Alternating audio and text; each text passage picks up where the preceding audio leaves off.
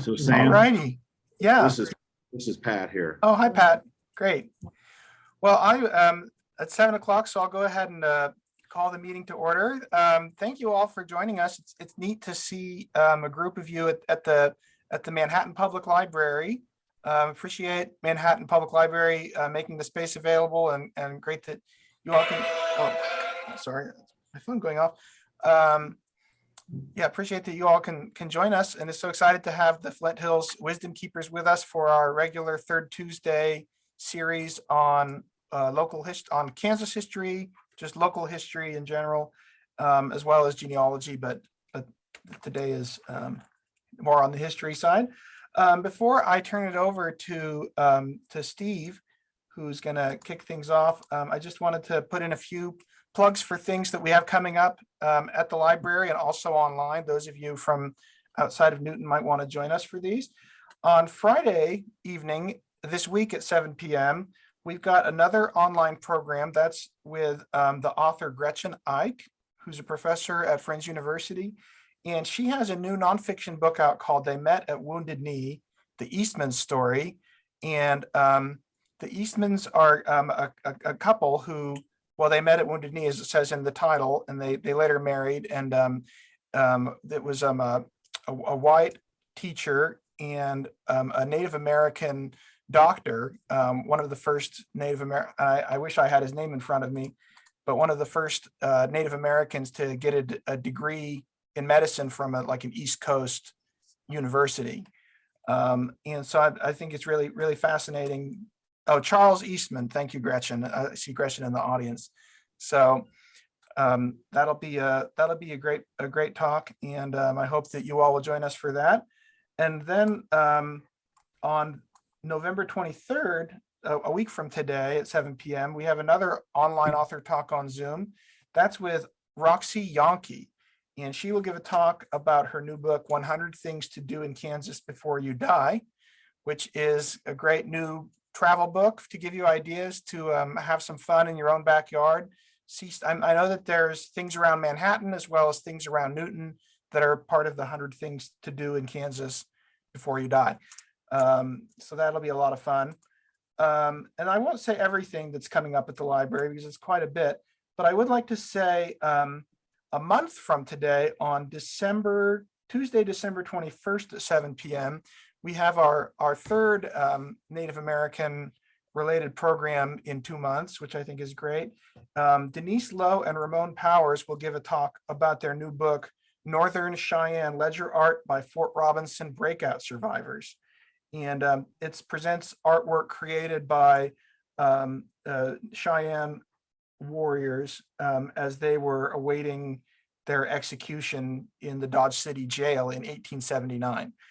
So I don't know much about the story beyond that, but I think that'll be a really fascinating talk as well.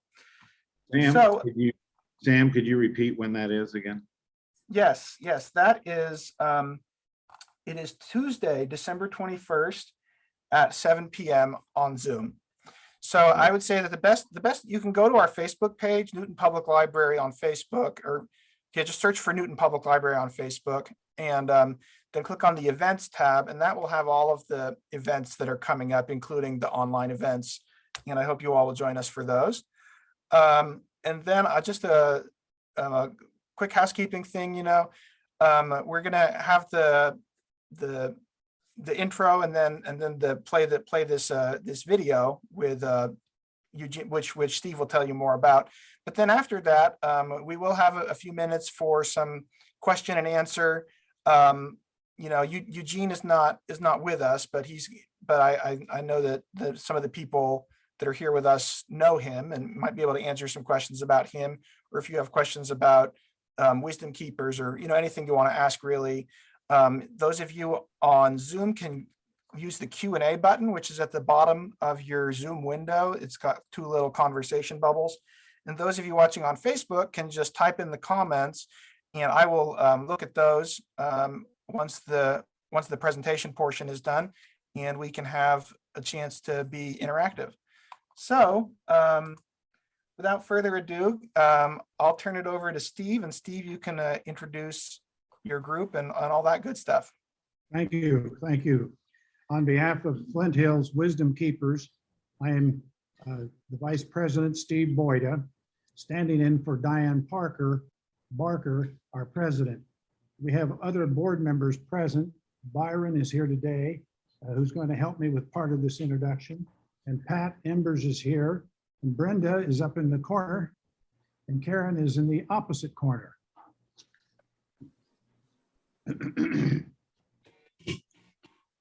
Flint Hills Wisdom Keepers is a charitable organization which sponsors an annual gathering of elders from native tribes from across the country. We invite the general public to attend.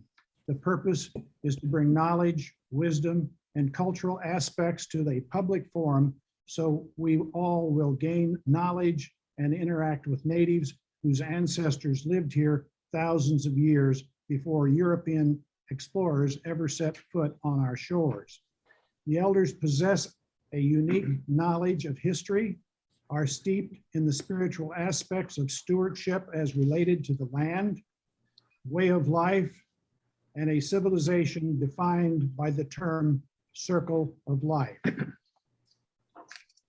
Due to the pandemic that we've had to cancel last year's gathering for safety, and that was a disappointment to a lot of us. But the board here that you've been introduced tonight, we authorized making video presentations so we could get an idea out there to all of you about what we actually do at these gatherings. It showcases many of the native speakers who will actually be attending in this coming April. So Eugene Joe is not with us tonight, but I assure you he will be out at Council Grove this April. So if you see something you like tonight, there's a chance to see him and be with him. Sharing experiences and communication and learning are the keys to respecting and appreciating each other, living in peace and promoting the general welfare of all citizens. Perhaps we may be enlightened by the essential civility that Ben Franklin noted about native gatherings for effective governing. Ben Franklin subsequently incorporated that process in our very own Constitution. So I'm happy to kind of introduce you all to First Native Elder Eugene B. Joe with what he's going to be doing tonight. He has shared his wisdom, his cultural insights, and many times as a speaker, and he will be at the gathering this next April. I just really want to emphasize that. We think you're going to enjoy the video, but there's nothing like rubbing elbows with different people. So come to the 2022 gathering and meet him, shake his hand, learn from him. He will smile and tell you that we're all from the Heinz 57 mixture of tribes. Then he will give you the details of his lineage related to the Eagle clan and the Navajo Nation and others. He and his wife live in Shiprock, New Mexico, or Shiprock, Arizona, on part of the Navajo reservation. He is a long artist of many forms, but recognized as a master sand painter of the Navajo Nation. So you're going to see some incredible works by this guy. So, Okay, with the roll of drums, here we go, Sam. At the Newton Library, may we present some photos introducing Elder Eugene B. Joe.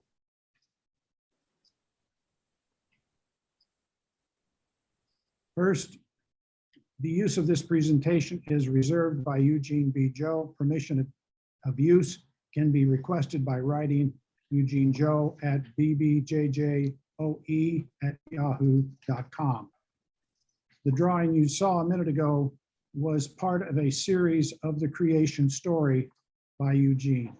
Here you get a feel for his grandparents and the simplicity of the home he had as a child. Here, Dick. Oh, geez. His artistic skills were inspired and guided by his artist parents, whose work was recognized by the Navajo Nation. Hey, Dick. What? Come here, quick. Booking our flights. Okay. You can feel the relationship with his father as he might wanna- learns the sacred. tell people that if they don't have their thing on mute. Okay, Mute your Zooms. We're learning here. You can get a feel for the relationship between Eugene and his father as he learns the sacred ritual of sand painting symbols, and the attentive respect shown by him toward his mother and his father.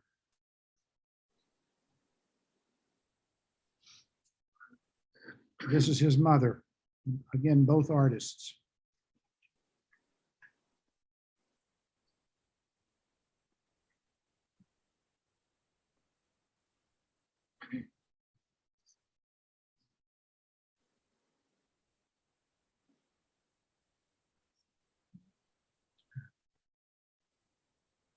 This photograph is historical in nature. Every young man must learn who he is and face the challenges of life. Here he has gone to the canyon edge to meditate, to pray with the spirits.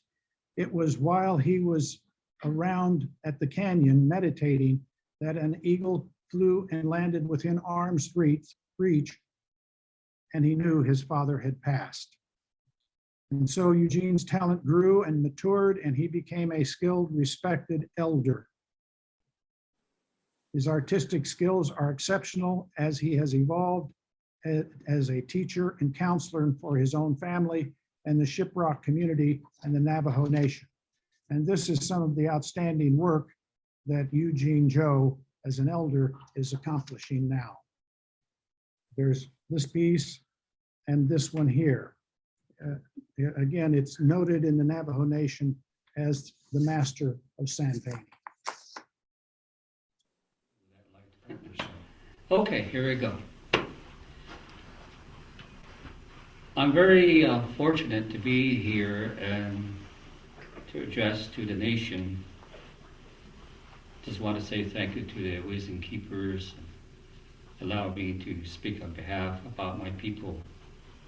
What is important is to our children, to the coming next generation, to the next generation.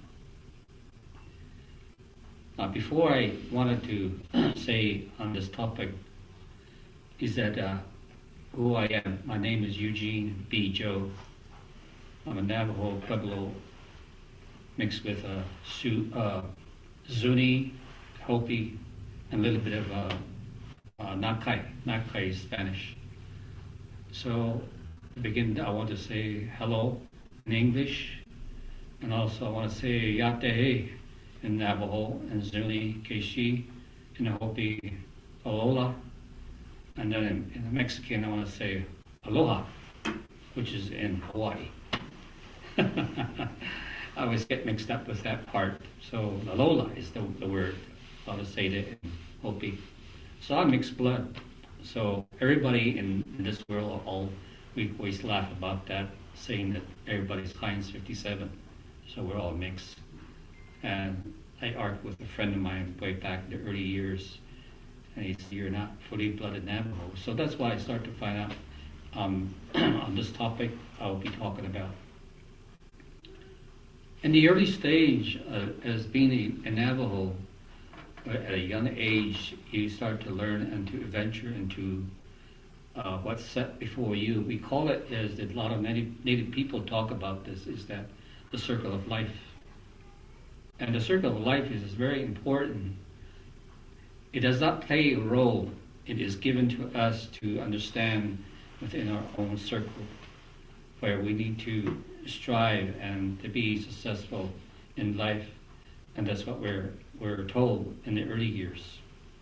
And as a Navajo people, they teach a lot about culture perspective and traditional perspective, as also that spirituality is the base or the foundation of the Navajo Nation. In that form, it took me quite some time to find out about my circle. I think it was in the early 1990, somewhere around that time, I was traveling to Tucson, Arizona. And we went to the public health service to see a friend of mine. So every time I go to Phoenix or to Arizona, I always pay him a visit. And I went to the public health service and I came out of the elevator. I noticed there was a fine gentleman, tall and lean, very, looks like he had knowledge. He has great knowledge. And he glanced at me as we were coming out of the elevator. I just looked at him, he looked at me, and then he looked away. He was talking to a patient. And I was headed right straight where he was standing at, where my friend works in that little office there. And I came out to my friend's door, and we greeted each other, and he says, "Eugene, I would like for you to meet a friend of mine. He's very particular and very unusual, but he makes a lot of sense what he says." So I said, okay. So we walked a little ways, about 20 yards from there, and there was a gentleman that I just saw coming out of the elevator.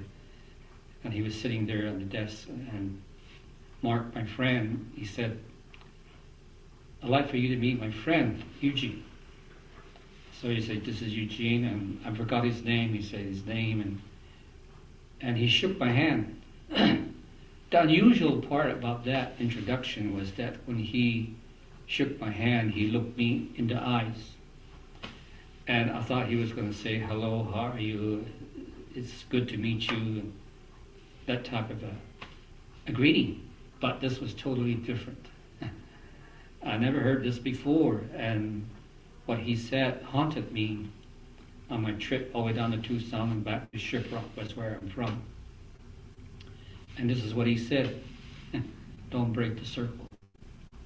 And I looked at him. I said, okay, don't break the circle, that's what my thought was.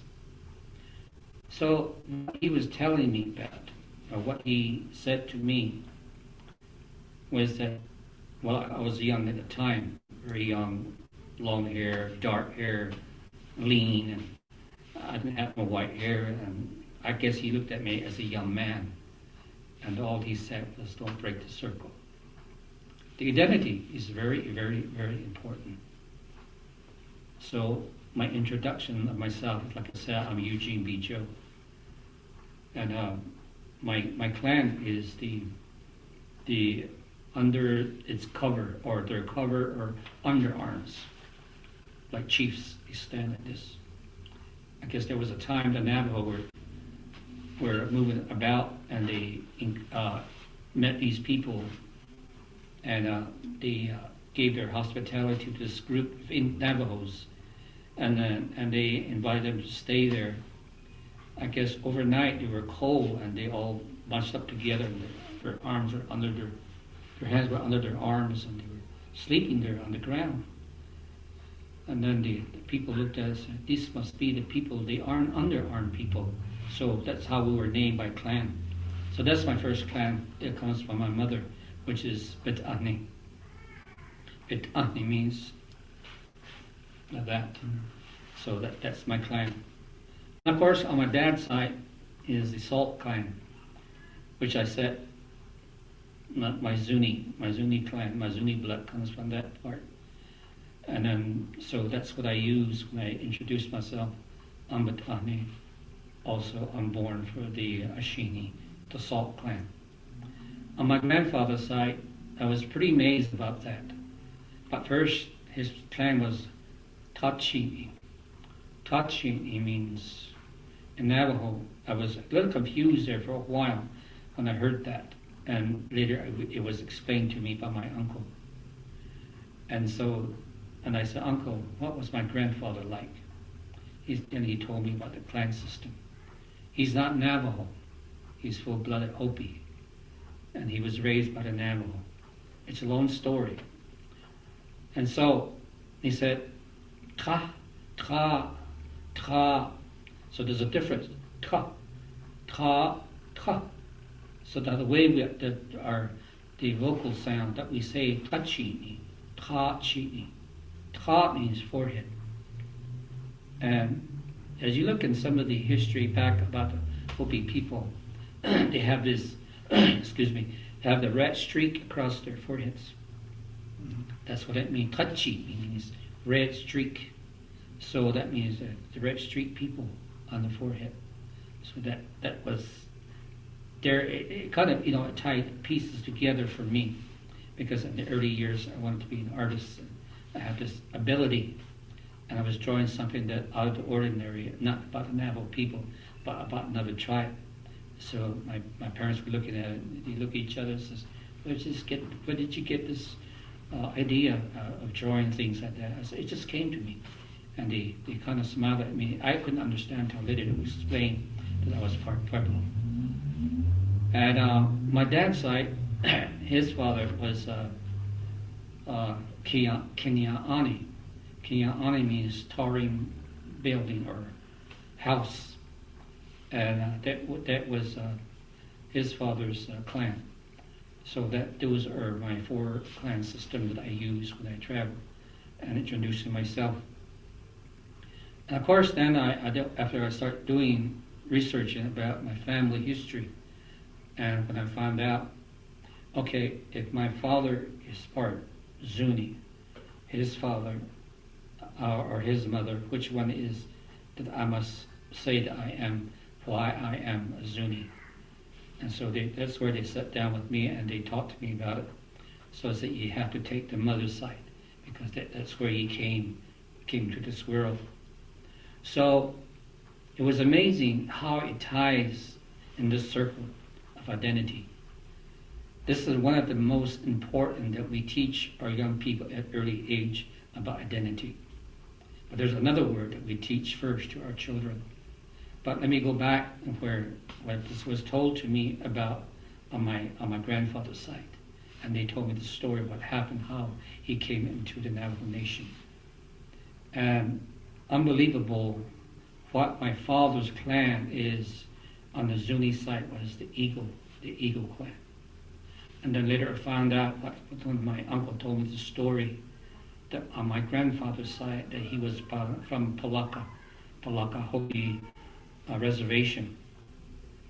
And that's where his mother came. He was kidnapped by the Ute warriors and was brought into the Navajo Nation or Navajo reservation. And there was a conflicts between the Navajo and the Ute warriors. So that's how his mother jumped off a horse and crawled under a sagebrush and hit herself. And that's where my grandfather was born. So the Navajo won the battle, and they took the mother and the baby back to the village. And that's how I found out that my grandfather was full-blooded Hopi. And later I found out that also on the Hopi side, they have the Eagle clan. So that kind of clashed together about being an Eagle clan. So I didn't know I didn't know at the time that I was partially on the Eagle clan, because when my father died back in the year 2000, I went out to face my reality of overpowering the obstacles of what was going to trouble me, how my grandfather and my father taught me. So I went out to fasting. I went out to fast in the area, in Shiprock area, north side, where my wife, her relatives came from. I was on top of Mesa, and I was up there, and I was praying and fasting without water and food. And I'll say about 10:30 a.m. that morning, Sunday morning, and I was sitting there on the edge of the cliff, looking down the canyon, and I heard a sound coming, like a swishing sound. I had my eyes closed, and the wind stopped.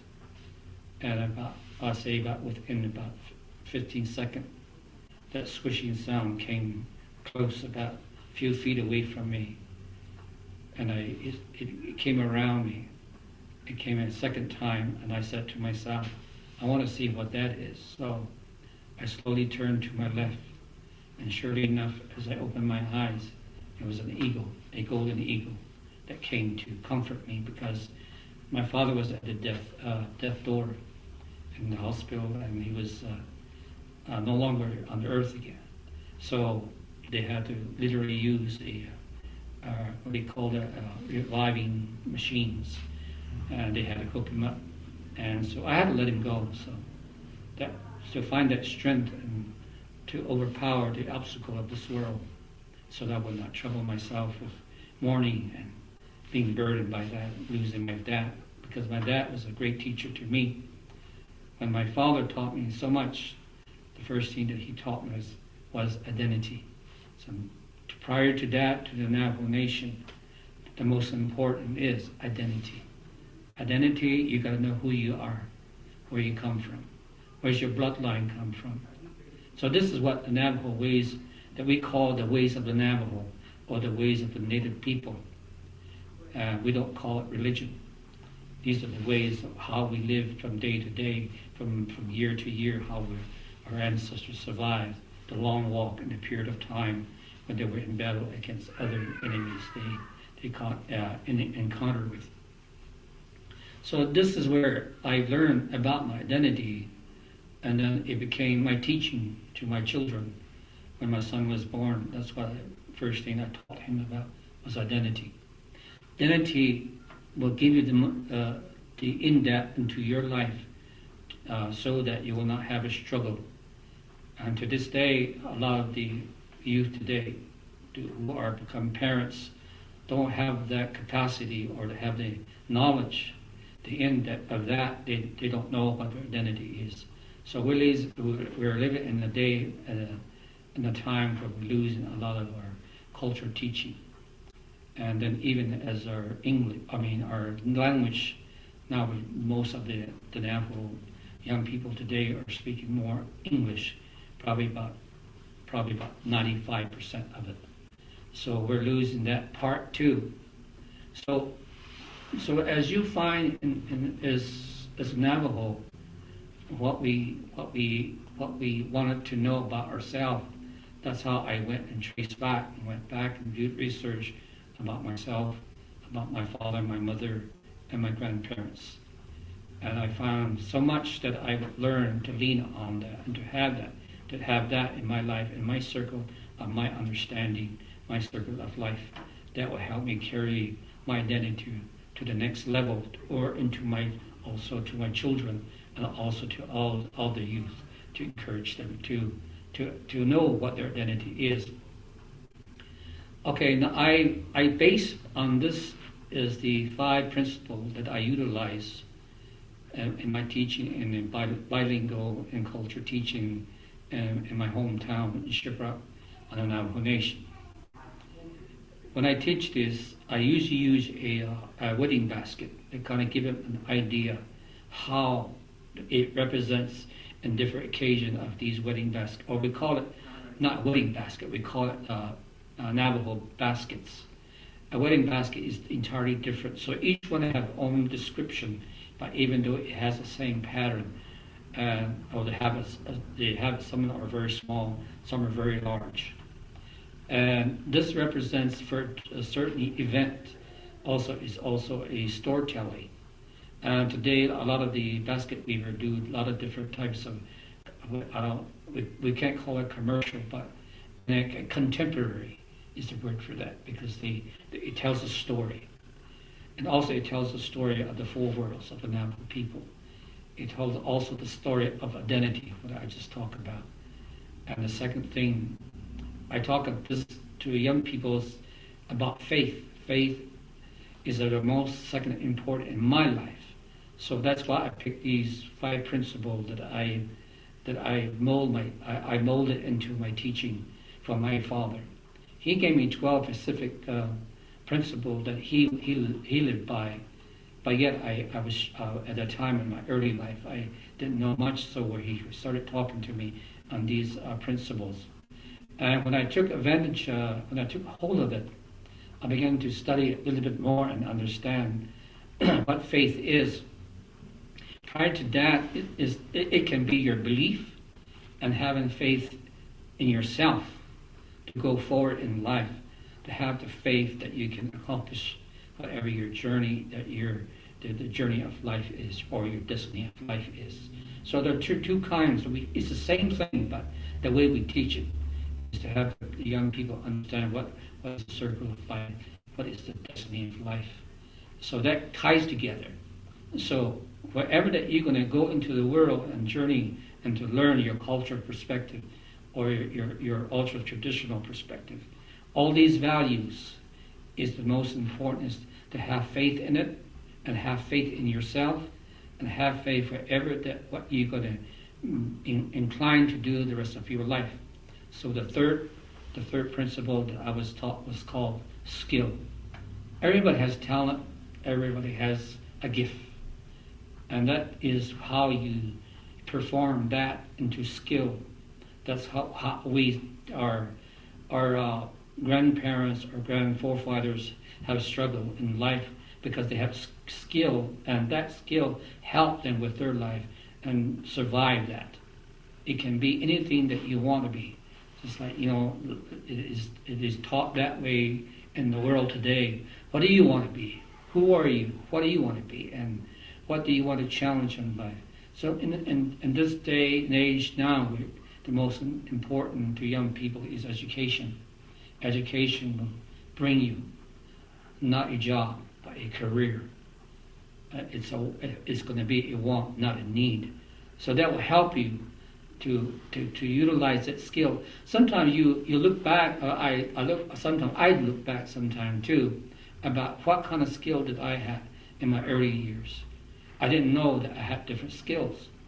These different skills is about what I'm talking about today, that I try to cherish that and give that treasure, unfold these treasure to the youth today.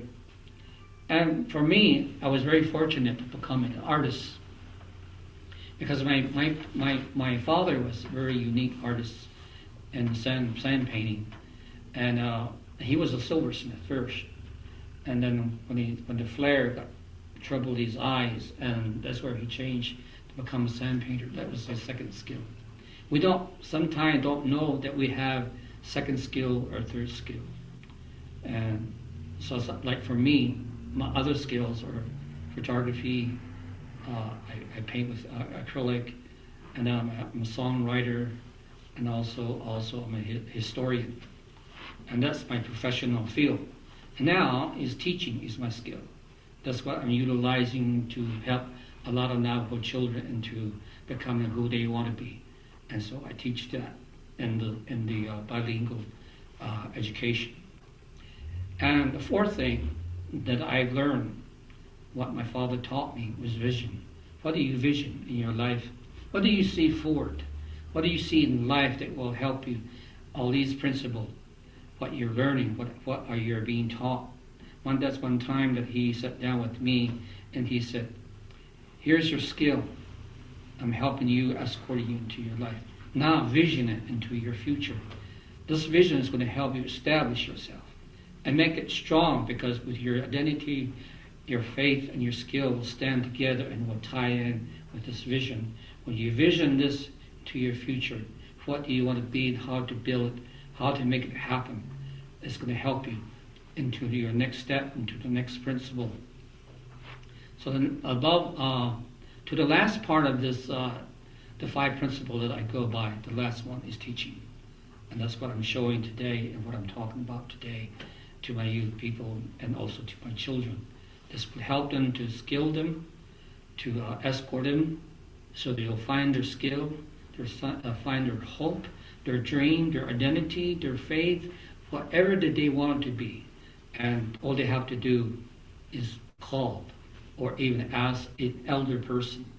There are a lot of Navajo elders that are around and about on the reservation.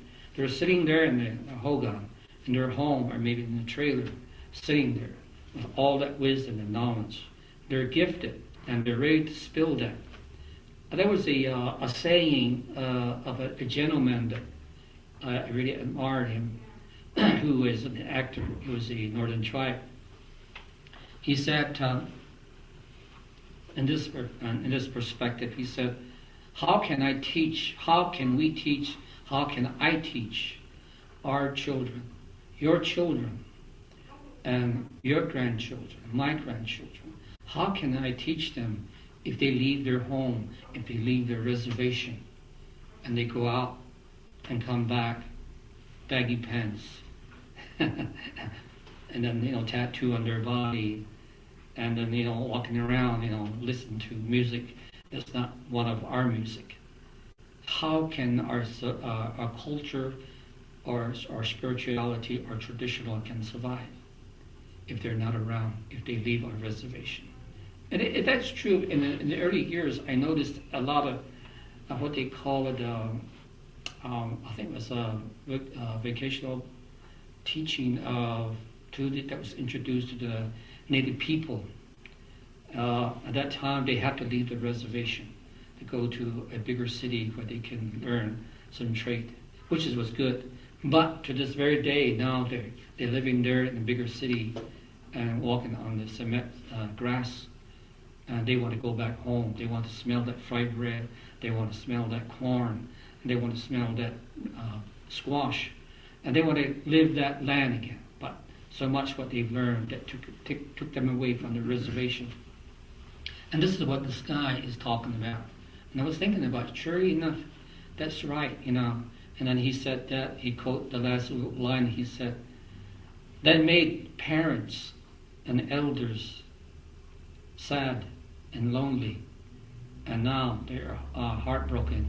So in other words, he said, they're dying off with all that wisdom and knowledge and the skill they would share with their children or with their grandchildren. So that's one of the reasons that I've been teaching my children what the principles are very important in their life so they can grow. For instance, the Navajo way that we teach is on the corn, how the four sacred color of corn that we teach on that perspective. So that when I first gave the color to my son, and I said the black corn is the first world, and then the blue corn is the second world, and the yellow corn is the third world, and the white corn is the fourth world. Now, what world are we in today? And we call it the glittering world. We mix color, the sand, or any corn, or anything, any specific colors, we call it as glittering, because there's just specks of colors that are in that's why the Navajo call it the glittering world. Because there's so much happening in this world. There's so much that are happening that's taking our culture away. And that's what he meant by this other individual saying that our children are leaving the reservation. They're leaving their traditional values. They're leaving their cultural values. How can we teach them if they're not around about us? How can they sit on our lap and say, grandfather, dad, mom, teach me? So we're doing the best that we can in the Navajo Nation to teach these perspectives of the ways of the Navajo. So the corn is very important. It gives you a understanding how the growth of a corn is. That's how our children need to grow strong when that harvest comes. And to that point, when I did a chart of this, what I'm talking about, in different categories, how they are planted, and to the very edge of it, where we become very successful in it. So to this day, what I did in my life as an artist, now I'm teaching it back to my children. I'm teaching back to my Navajo children, and our Navajo children, our grandchildren, because they need that. They need us. We need them too. And the only way they'll survive is to lean back on their culture and teachings again. Earlier, you showed me some drawings that you use with your children. I was talking at the beginning about the four worlds, the creation. We call it the creation story. The first man, the first woman. This is just an example of what would be like, was like in the time of the first world. This is a male, and he was the creator of the white corn. So, looking back in our teaching in the Navajo way is that when the sun comes up, we call it as the light, which is the white color. So the east represents the white color. So in his hand, it's kind of like it's floating. That's where he he designed it together, and it became a white horn. And then at the bottom, these are crystals. They're inflamed. They're just like firing coal or wood, and that was the only light that he had.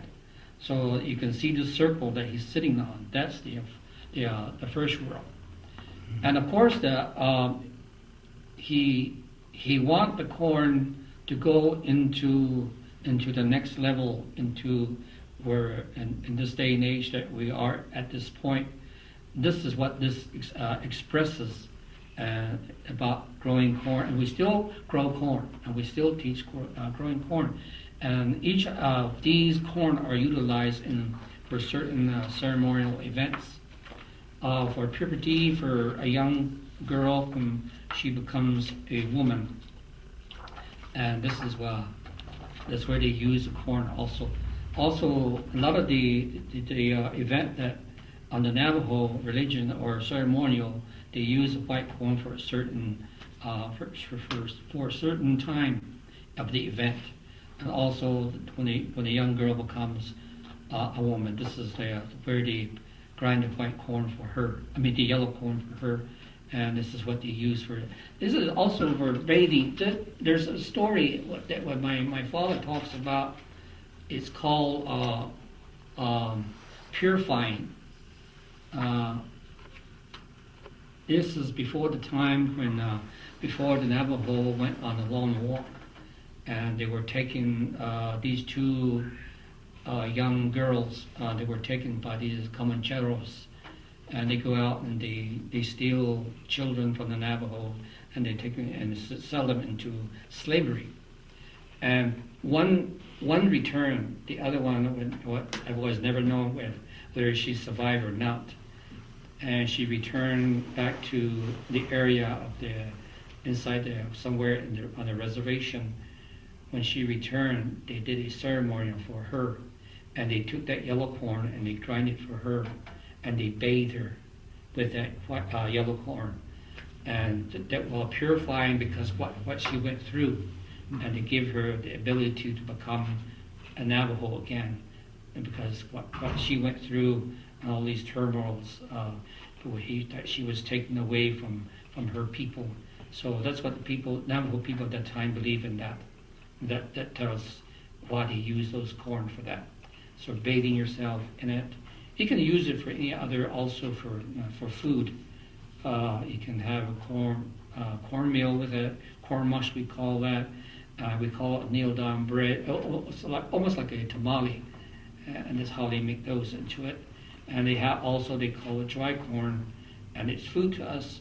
And besides fried bread, and fried bread came from the time when our Navajo people were taken into Fort Sumner, and they were in prison, and they learned how to cook with flour instead of corn, and it's where they learned how to make tortillas, and they were taught that way.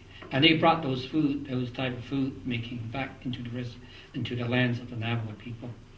And you mix also with corn with some of these other ingredient too.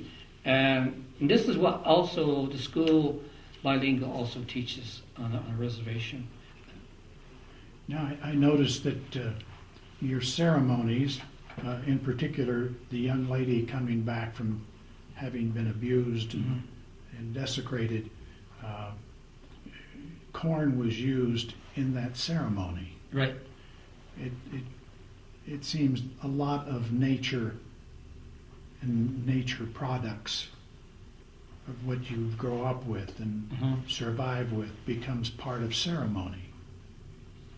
Yes, it is. For instance, as we go back, my dad's sign painting that he did inside the home of Hogan, or they used to do it outside, like among the mesas or in the open area, and they did sign paintings on the ground, on the natural ground.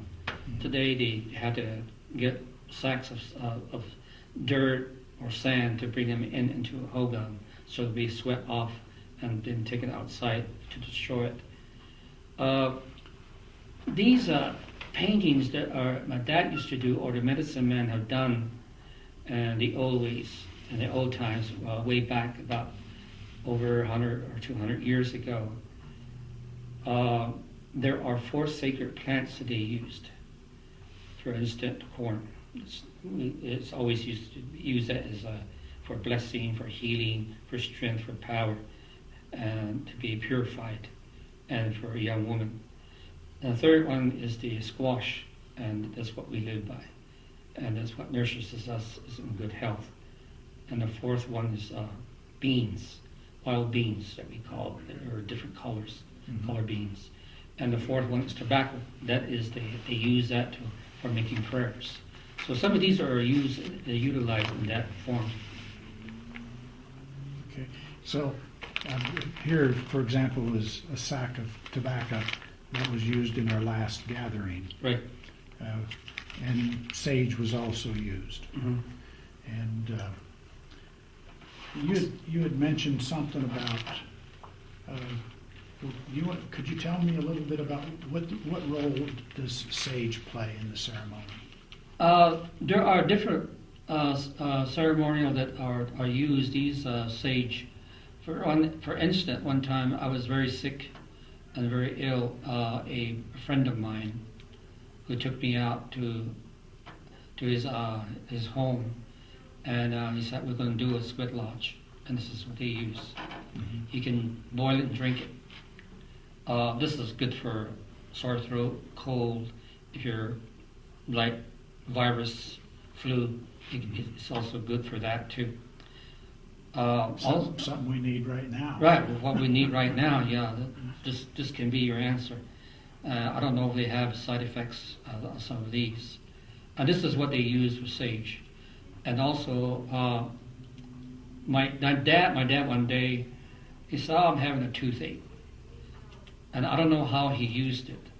And he took one of the stem and he put it in his mouth. He didn't swallow it. He just put it in his mouth, spit it out, keep spitting it out. And I guess it numbed it. So I don't know that there's a way to use these. But I'm not really knowledge in that field, but I know what they use for some of the events or occasion for healing or for purpose or purifying yourself, sweat lodges. This is what they use. Also, they bathe themselves with this too, and to make you smell better. Okay. Then there's one other question I had for you. You mentioned your father came from the Hopi Nation. Azuni. I'm sorry, Zuni. And there was a relationship with the Eagle, and they were known as the Eagle Clan. Is that right? Yeah. Another artist at Santa Fe had this painting. Now, you come from the Eagle line. What does that eagle feather say to you? Well, for me, artists have their own description about what are subjects and what they do, whatever that, but what he was doing maybe it's from an original feather. I don't know. But for me, as an eagle, being part of a clan of that, from the Zuni and the Hopi, my father utilized the feather for strength, and also he used it for making arrows, and also for lance, where they throw it, and that's what he used that for. But mainly for me, I use it as for my identity. I don't use it for a ceremonial purpose. Other tribes, when a warrior performs some kind of hero or something that he did for the tribe, or that's how they are given feathers for each maybe they have shot a white man or a soldier, and they award him with a feather. Different tribes utilize a lot of these feathers in different ways. They're all not the same. So whatever that this individual was painting came up with this. For me, what I see, what I vision is this looks like a lightning. So it could be something like power. Mm-hmm. And for me, this is what it is. To me, that's how I look at it. So what you vision in there, in your imagination, that's what your skill is. Some they paint, like eagles on it, and you can tell the face of an eagle inside this feather, and that interprets it the way an artist sees it. So for me, on my grandfather's side and my dad's side, it identifies me as a partially Zuni and Hopi. And of course, there was a story that was given to me by that. The only way I can tell you is you buy the book. I wrote a book, so hopefully it'll be published very soon. And it tells about the feathers. And each chapter has a feather, different types of feather on it. Do you have the name of the book? So we know. Betzlaslani means he who has many feathers in Navajo. Betzlaslani. A lot of us say Balsoslani. That's the way they say it. For me, the way I say it in my language is Betzlaslani. So it's all in the mouth, the way you say it. And so, the feather for me represents my daily life, how I would use it. If I was very traditional person, and if I was in that route, I would use it that way. And also, your feather is just more that represents you. It represents what you are, who you are, and what you're doing for your people. And some like they wear a war bonnet because they're part of a society, and that's how they're recognized in that perspective. Okay.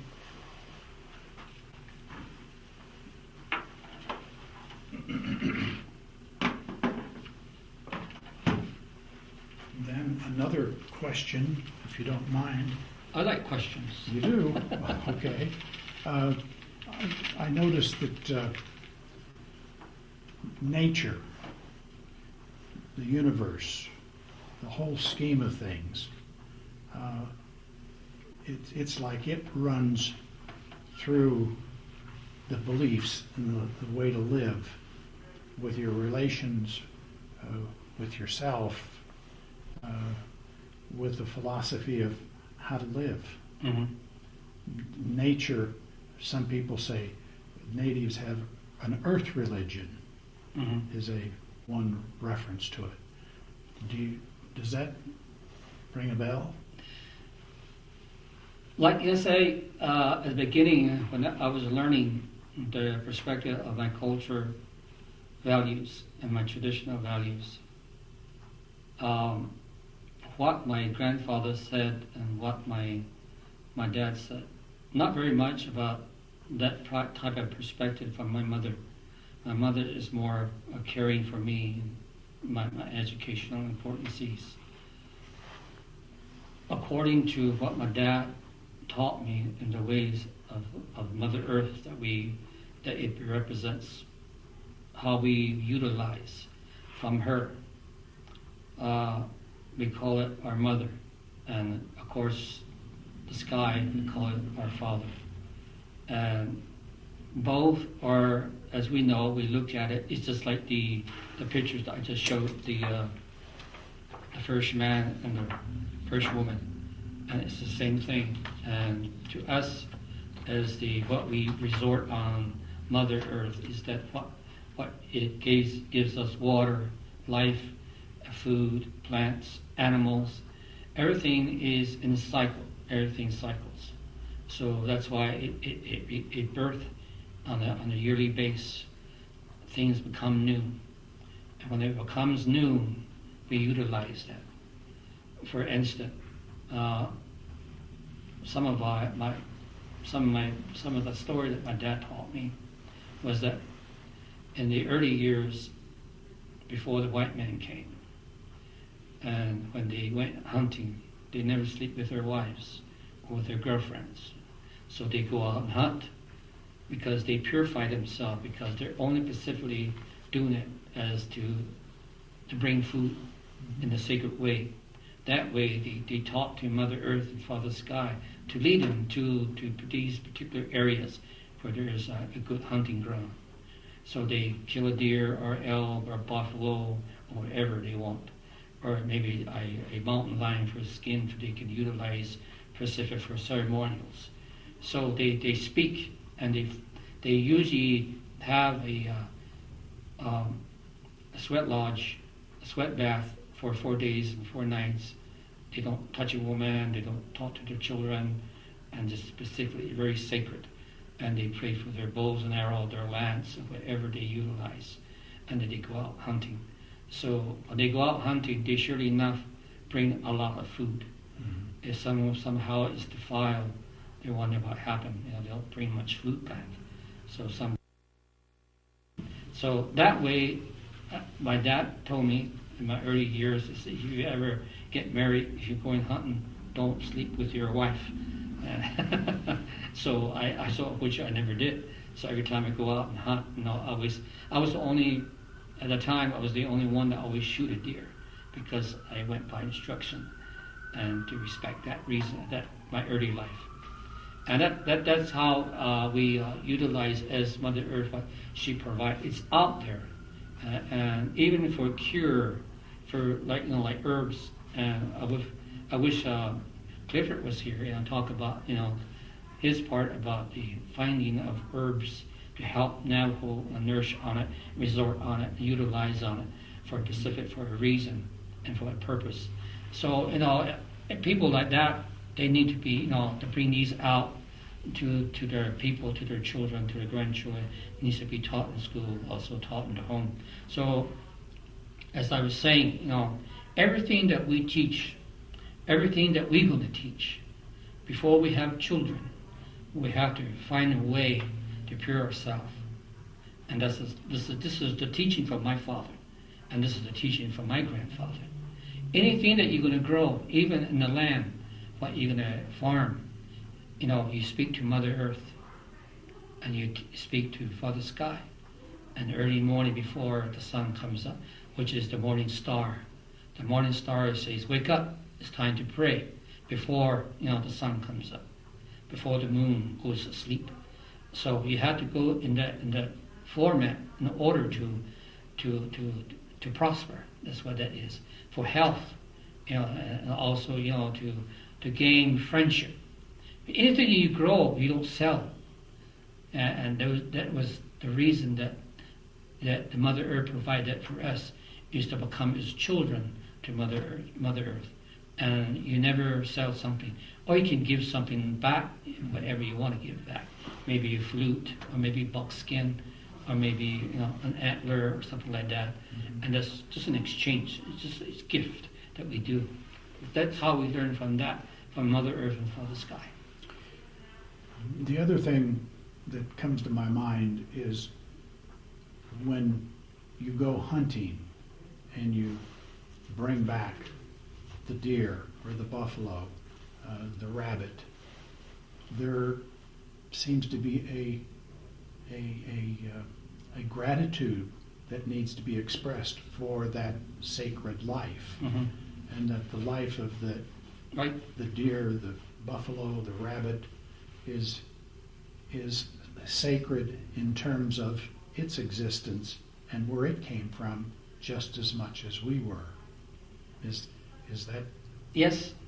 There was a particular tribe that I was talking to one time, and about hunting, and they said they when they go out, after they purify themselves, they go out when they kill a deer or elk or maybe something other animals, and they give a moment of silence to thank and talk to this animal, saying that thanks for living, that you're going to bring me food to my hungry children. I'm going to use your buckskin, I'm going to use your antler as for my tools.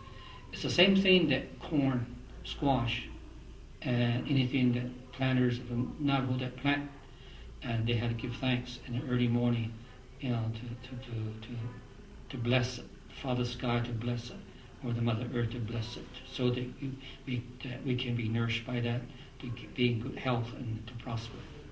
And when you do that, just the way you do it says something about you as an individual. It says something about the way you live your life, as well as your respect for other creation. Yes, if you honor what there is on your land, you honor whatever that you're taught, and what you do, you honor that, because you have to respect yourself before you respect someone. Because when my dad told me, he says, you're a special person, but you have to respect yourself to respect others. Honor yourself, honor someone. So anything that you see on this earth, you honor and respect that for that reason. You honor and respect other tribes, other people, other color, other races. You give, or you don't take from them. You give them something special. That's how you respect and you honor. So it's just the way that Navajo people are. One day I was sitting there at one of the event. We were sitting at the table. A gentleman walked up, and there was an elder person sitting next to him. And he sat down, and in his pocket, he pulled out a whole bunch of change, and he laid it right in front of him. And he said, "Che." Che means my grandfather. "Che, that's alini." Means give us your wisdom. You see, this is where the respect is. This is how he honored, by giving him something beyond what that he wants or he's looking for. Mm-hmm. It can be maybe a flute, something very special that you make out of your hands, and you give that to that individual. So a lot of people will ask me and say, how come you haven't given me a painting yet? I don't say anything, because they have to honor me too. They have to respect me too. And that way I know that they respect me and honor, then I can give them something too. Without asking or forcing myself to do that. It comes here. It doesn't come in here. It comes from here to respect someone. This is only you can think about a person. This one is where you honor. So it sounds like that's a teaching a lot of us could use Right. in today's from politics to counsel. All of that is a lesson that we need. That's why my dad used to say, when you think it's always evil, this is good, if we all have the same rhythm of our heartbeat, we all will sing together, not off course, not under course or above anybody else. We'll all have that same rhythm. Well, tell me, there's a role that songs play in ceremony, and a lot of that, is that an expression of gratitude as well? Yes, they call it honor songs. A lot of the different tribes, they honor their elders, anybody they want to honor, and they have, some are humored, and some are just really respectful way of projecting. And that's the way you bless.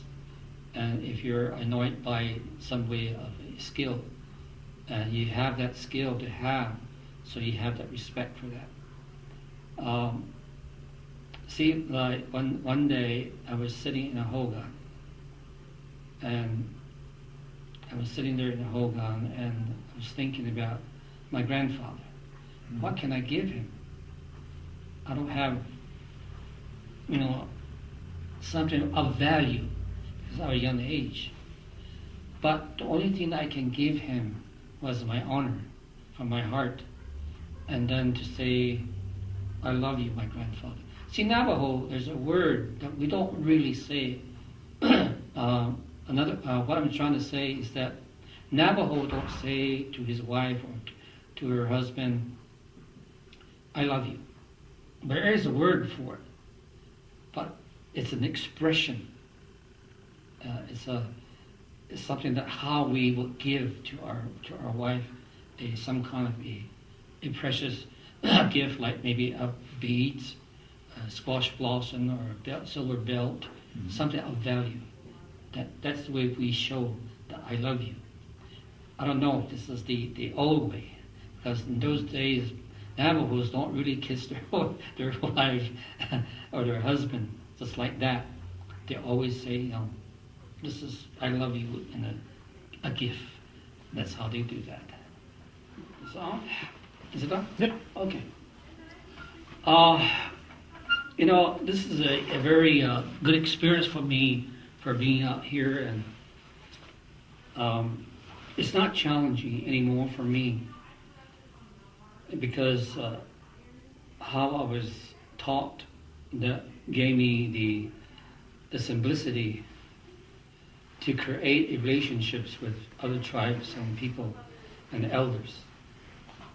So I just want to say thank you for all the elders and those that hold a higher ground for us for so many years teaching, and they taught us a lot to be strong physically and mentally and also spiritually by means that we will all work together, be strong together, and keep our circle alive and strong, unbreakable. The more that we teach, the more we will survive. And I just want to say thank you to all the Hastings, Chamasana, Che, Chata'a, Shanale, Ta'son, Here, Yeo, that of Tim, go with Zilon, that of Tim.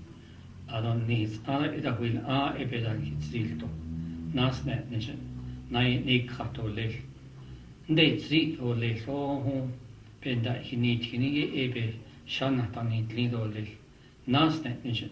Nani Catholic, the Nanny Clinic, Anil Swant Atla, in Clepelash, in Clinic, a hair land, out Edole. Thank you. Thank you.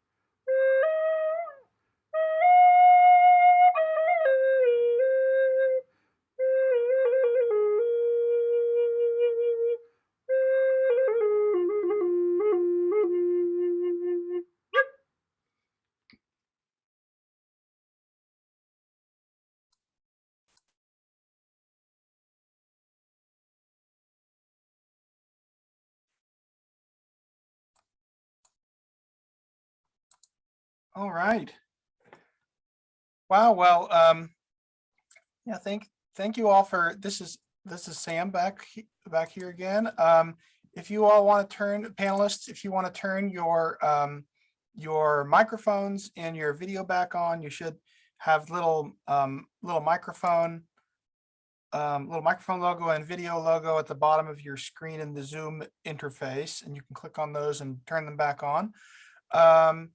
Thank you. That was a great video, and what a fascinating and inspiring artist and person Eugene B. is. So thank you to him for sharing that with all of us. I guess now is the time for those of you watching on Zoom or on Facebook Live. If you have any questions we don't have Eugene here, but we've got volunteers and people that are part of the Wisdom Keepers. So if you have questions, please go ahead and type them in the chat or use the Q&A button, and we can I can address those to the folks that are here with us. Let me see. Here, just see if I can help you get videos back on. Yeah. Okay. So I guess just I'm kind of curious about, and I think that I talked with Diane earlier, and I think she kind of touched on this, but what's it like at these gatherings that well, I guess how many of you, first off, how many of these gatherings? It was still kind of tough, but it's ready. How many of these gatherings have you had, and what has your experience been like? I guess kind of gathering to listen to Native elders and hear their stories and learn from them. Matt?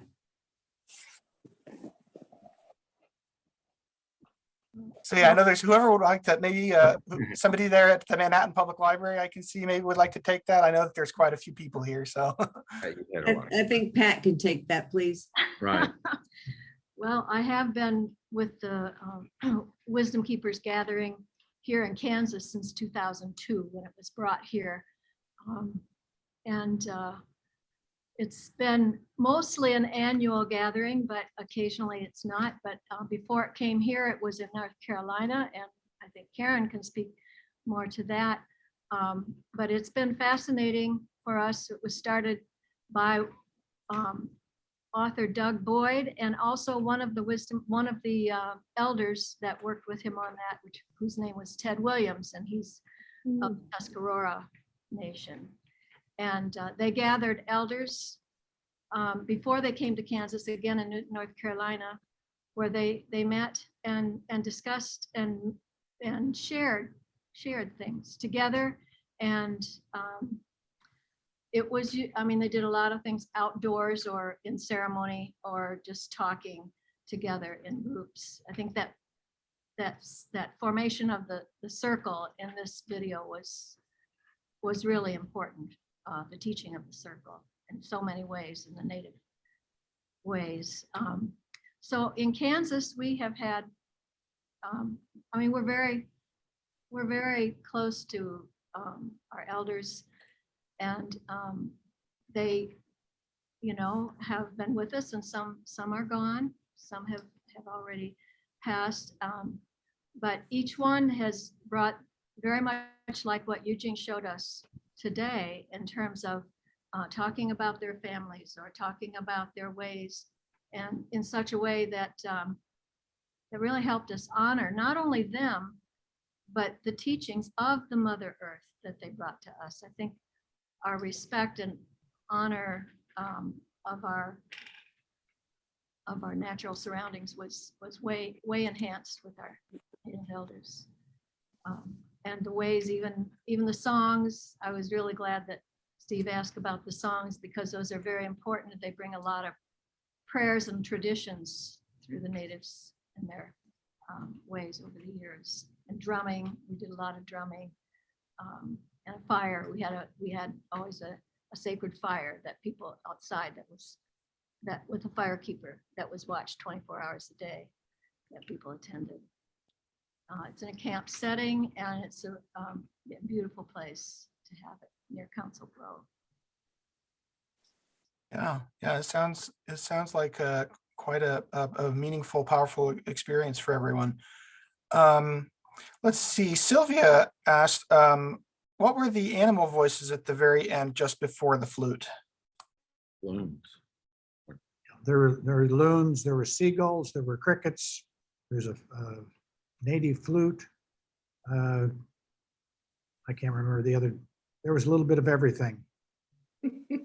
Cool. Yeah, well, that was a neat way to Sound of nature. Yes, very cool. And then Gretchen asks, did the elders gather or communicate at other times than the annual gathering? You have the sweat lodges. Yes, they've gathered, and we held sweat lodges here in Manhattan with one of our elders that came actually from Oklahoma to be the water pour. And there have been other gatherings, and some of us have gone to visit them. Like I've been to Colorado to visit with, with Bertha at her home. I mean, they would invite us, if we wanted to come, and they kind of oriented us a little bit ahead of time on visiting not only them, but their families and their area, their earth space there, which we learned to honor. In North Carolina, this is Karen. In North Carolina, we didn't always stay with just one time a year. We generally honored the seasons and would have a gathering once a season.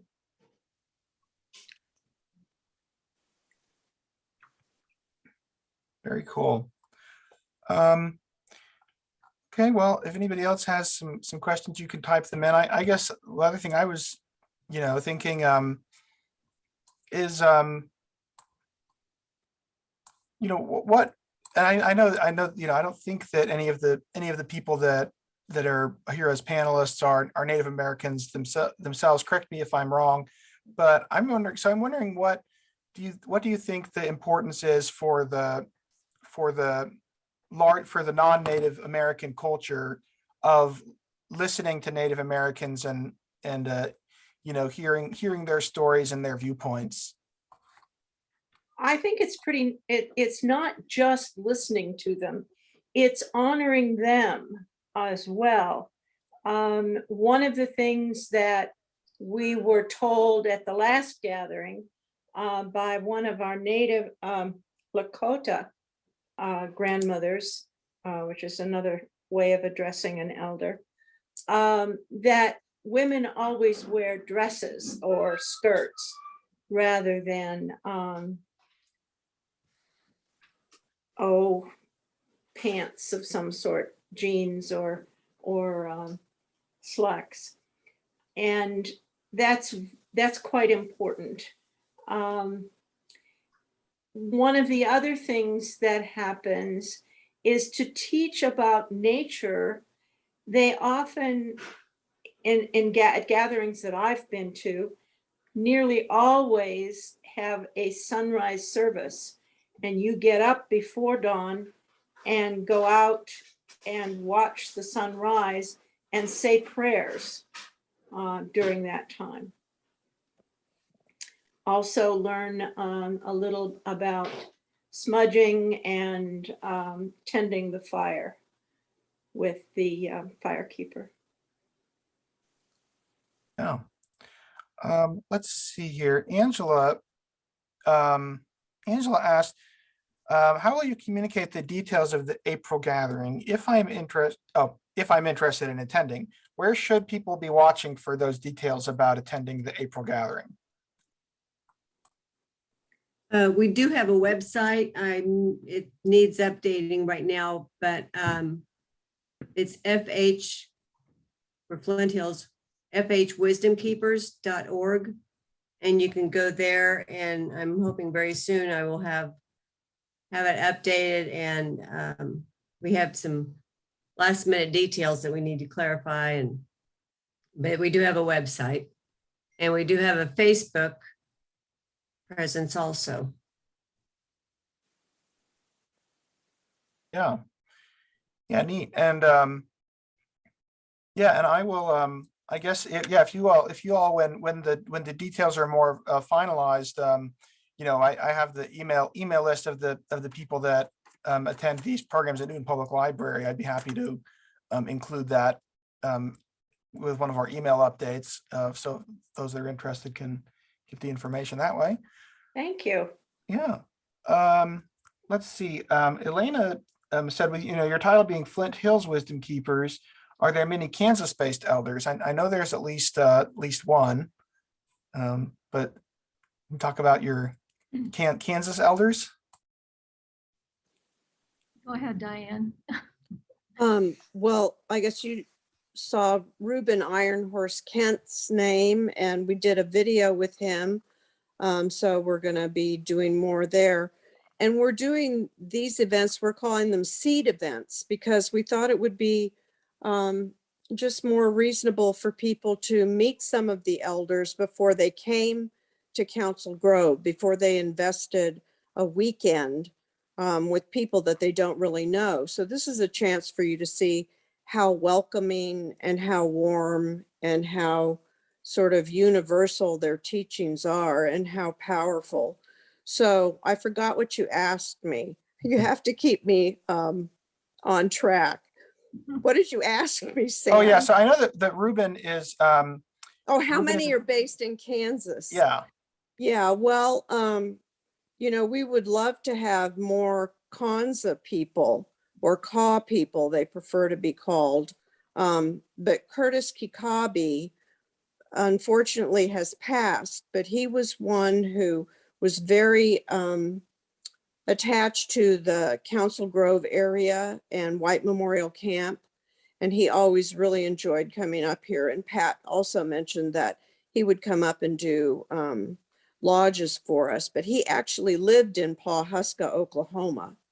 So, you know, it's kind of always a reminder that borders are an invention. There really are no state lines or, you know, country lines anywhere.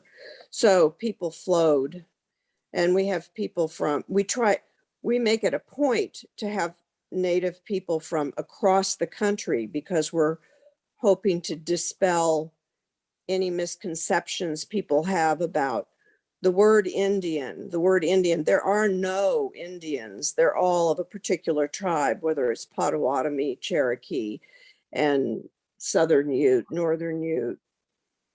So, and we've had a wonderful person, they're all wonderful, but one came from Alaska. So that way people get to encounter the very intense attachment that people have to their landscape as well, because so much of what you teach, what they teach, and Eugene was doing that tonight, focusing on the shiprock area. And his art, you see a lot of his shiprock area. And then of course their agriculture, being able to grow corn without irrigating it is pretty remarkable.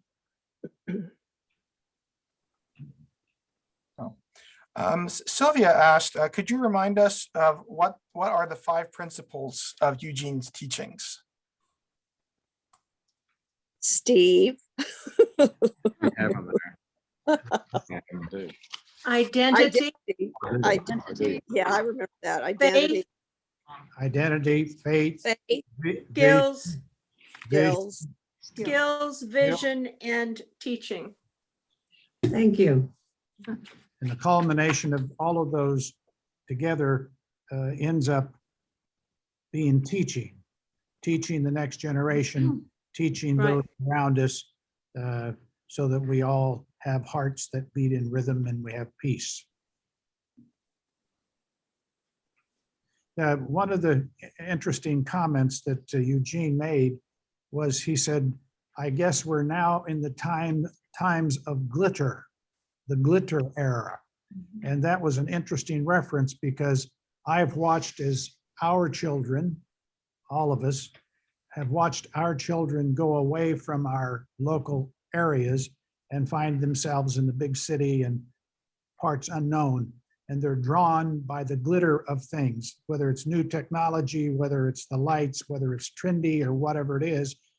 And they are in a way denied the opportunity to go back to the very basics of what is beautiful and lasting and what has spiritual value, i.e. in particular, it's important for us to be reminded by natives of our relationship, our responsibility for stewardship of the place we live.